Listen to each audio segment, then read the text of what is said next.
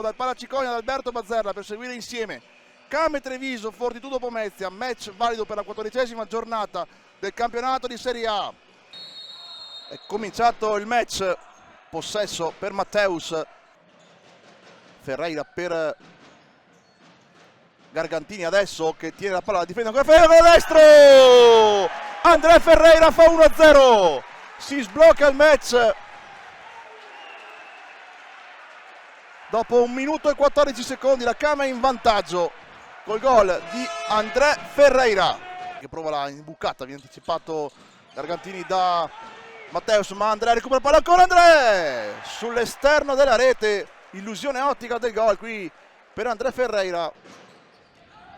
Palla sopra a cercare, errore di Pietrangelo e c'è il gol di Matteus, indecisione di Lorenzo Pietrangelo e gol di Matteus. La palla è arrivata troppo lenta, ha letto male l'uscita Lorenzo Pietrangelo e Matteus l'ha toccata quel tanto che bastava per fare il gol dell'1-1. Ercolessi, palla sopra a cercare Giappa, anticipato, alla fine arriva Azzoni con il destro, piazzata lì la para Moliterno, ancora Azzoni, cerca la parallela, poi la riconquista ancora Azzoni, se ne va sulla fascia, calcia forte in mezzo, non ci arriva Giappa, batte Ercolessi, palla sopra a cercare Luisinho di sinistro, calcia al volo, poi Ercolessi di testa sull'esterno della rete da Tiaghigno, ancora Came, Luisinho in buca per Giappa che viene a prendere però la scarica per Azzoni che calcia!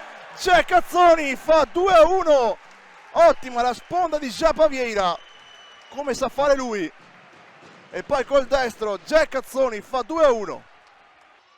Tiaghigno per Matteus, Dudu a calciare, Pietrangelo respinge, ancora la palla resta lì, Raubo chiude la fine della difesa della Came, Raubo, Tiaghigno, giro palla veloce, Matteus fa calciare, gran destro di Matteus, Dudu, Matteus, Tiaghigno anticipato da Donin, attenzione a Donin, il tiro non pulitissimo e se ne va Raubo, attenzione per Matteus, calcia, para Pietrangelo,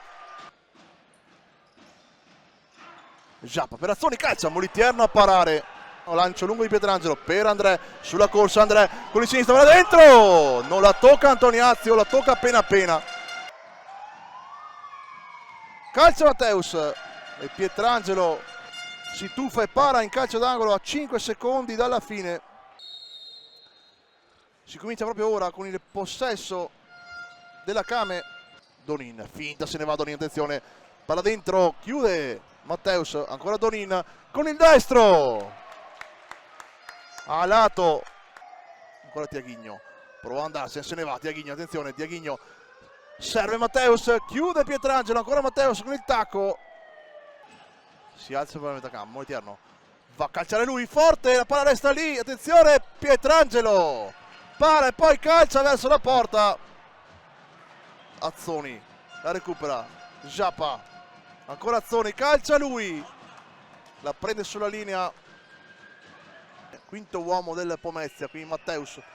Calcia dentro la palla, lì sta lì, Lara calcia, chiusura provvidenziale Luisinho.